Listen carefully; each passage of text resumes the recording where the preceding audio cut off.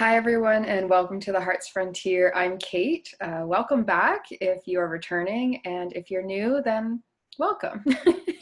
I'm going to show you today how to calibrate a pendulum. Something I just put up on my shop recently on my site is a pendulum workbook. And so I thought at least to show you some of the basics might be helpful on video. And so today I'm going to show you how to calibrate and connect with a pendulum, how to get your basic yes and no out of your pendulum so that you can ask further questions and get started. If you are curious about the pendulum workbook, you can go to the links below and I'll post it in there, the shop. And I'm also going to do an event soon on the October new moon. So that's October 16th.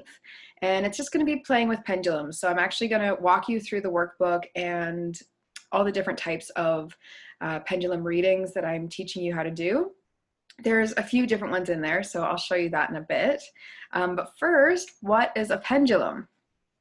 So this is my most frequently used pendulum right now. I seem to drift in and out of using different ones. I have quite a few, and sometimes they just get, you get pulled to one or the other. And this one is feeling a lot more solid, and I think because it's some kind of brass, it's very grounding. So that's why I'm liking this one right now. I'm happy to give you feedback on your pendulum if you're curious about where to buy one or what they look like or that sort of thing. Something that you can also use is a needle and thread, or like a rock tied onto a string, a necklace I've also used. I used to wear a necklace that if I was ever out and wanted to do a reading, it would be just as easy as taking it off and then holding it up. So if you're lucky enough to have something that already works, then feel free. If not, get yourself a pendulum. They're quite fun. So first is feeling called to or pulled towards your pendulum, feeling some sort of connection with it. When I got my first pendulum, I was actually at a yoga event, and I'd been thinking about one for a while, but hadn't really seen any. And I'd been going out specifically looking, but the ones that I found just weren't really speaking to me for whatever reason, and I didn't really feel like buying. And then I walked by, it was so many booths and booths of people selling their different items. And I'm sure there was pendulums at many of the shops. And I happened to walk by one, and instantly my eyes just landed on one aventurine green crystal pendulum, and it was tiny, and I didn't really understand why I was feel so drawn to that specific one, but I did take it as a sign, and that was the first pendulum that I bought. And it's since become one of my favorites, just because I think it's like the first, it's like, the first person you ever cared about in a romantic sense. It's, you just always treat them special in your mind, right? Hopefully. So whatever pendulum you decide to use is perfect. And my recommendation is that you feel some sort of connection, or wait to encourage some sort of connection with your pendulum. Then you'll want to find a distance that feels appropriate. This would be too tiny for most people to get an accurate reading. It's quite active and quite responsive, but also quite vigorous with movement. It's quite a lot of movement and can be a lot to interpret. So I like to wrap a finger or two around. I find it comforting to do so. Some people really like holding it like this. That's totally fine. I always put a hand underneath when I'm calibrating or first beginning to work with a pendulum. And this is just to create that connection of energy. So if your heart chakra is here in your heart and stretches all the way out to your fingertips, then when you hold this, you're really making that connection through. Next, you're going to want to see what your yes and no is on your pendulum. So for me, I would say, show me a yes. Show me a yes. Turn here. Show me a yes. Okay, so you can see there's a circle. You're like, yeah, that's what it was doing before. I know. That's how a pendulum moves. Show me a yes. Yes, yes, yes, yes, yes. Yes. Okay, now show me a no. Did you see that? Okay, I'm gonna go back. Show me a yes. Yes, yes, yes, yes, yes. And now show me a no. And see it changes to a line. So I know what my yes and my no look like. My yes is a circle and my no is a line. When I was learning, I was actually told that it was supposed to look different, and it kept me from using my pendulum for a really long time. So please don't add extra rules that don't need to be there, and allow the guidance and the spiritual connection to be built between you and your pendulum, and between the source, whatever source you're connecting to. And so, yeah, when you're setting up your yes and no, if you're not getting a clear movement, it may be because you're getting your head in the way and you're wanting it to look like something. And so then it's unsure because it wants to pull you towards what it wants as a yes or a no. And with you getting in the way, it doesn't really know how to give you what you want plus the truth.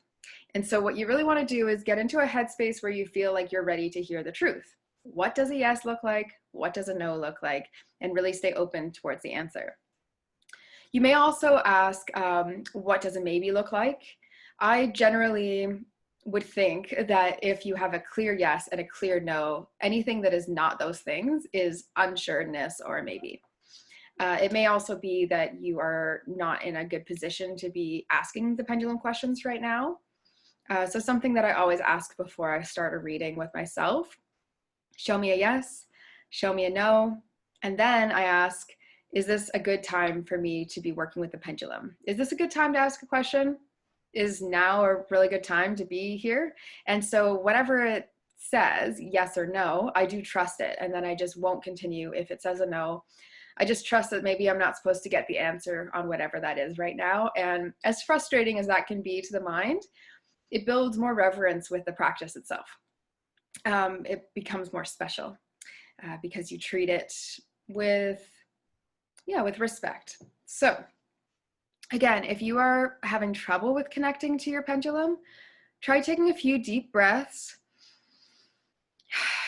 Feel as though your energy just clears away any worries that were in your mind, just get put on pause for a moment for you to listen and ask questions. So as if the pendulum was facilitating a conversation with you that you would like to be present for. Certainly not something to whip out a pendulum because you're really panicky and anxious about something and you need to know the answer right now, and it has to be something that makes you feel better or more comfortable. But it is a really great tool for deciding what you're truly feeling about something, for some basic divining for what might be happening in the future or what might occur, and also for healing. And so there's a bunch of different purposes that you can use a pendulum for. Hopefully that was clear on how to calibrate and say yes and no. It really is that simple and that effortless. But I think more the challenges come with troubleshooting and as you begin to expand your range and expand your skills. So I created this pendulum workbook and I'm running these pendulum events because I feel you deserve to have it feel easy for you and feel effortless and to actually help you and get right away to helping you. And for that, I think you need a variety of tools. So for example, this is a percentage chart. So how important is this to my life, right? From 0 to 100%, it might be helpful to see priority or urgency in certain matters. And then we have the seasons of life. So this is based on the Celtic wheel. And on this chart, you're deciding whether or not you're in your winter, your spring, your summer, your fall, and they coincide with also compass directions. So it can be used for a number of things, and I'll get more into that in the event for sure. If you're not able to attend the event, by the way, I do teach one-on-one pendulum chart reading and skills with pendulum, so you can check that below as well. And then another one that I'm going to be showing you is this. It's a chakra pendulum reading. This is something that I've done with many of my clients, actually ever since I started working as a healing practitioner, because I found it really showed me and showed clients what their energy looks like in a tangible way. So we can feel kind of off, but sometimes it's hard to discern and figure out what's actually going on and how to resolve it. And so doing the chakra pendulum reading has really helped a ton of clients see the validity in our sessions, see the change that they are able to self-heal and improve their energy within a short amount of time. So that's a very uplifting feeling. But it also really has helped me many times in life be able to discern what general areas are sort of longer lasting. So I would do a chakra pendulum reading on myself, say every morning for a few mornings in a row, and see what is most commonly popping up as an area that I'd like to work on. And then over time, it begins to inform you on how to shift that energy. And it can be a really, really powerful tool. And it's so simple. Like all it is this and asking and listening. So if you are interested in any of those things, do feel free to connect. And I hope to see you at the Pendulum event if you're able to show up.